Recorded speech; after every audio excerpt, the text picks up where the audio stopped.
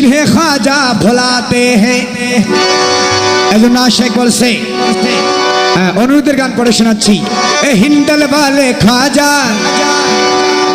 আমরা তোমার দিওয়ানা এ পূর্ণ কর খাজা বাবা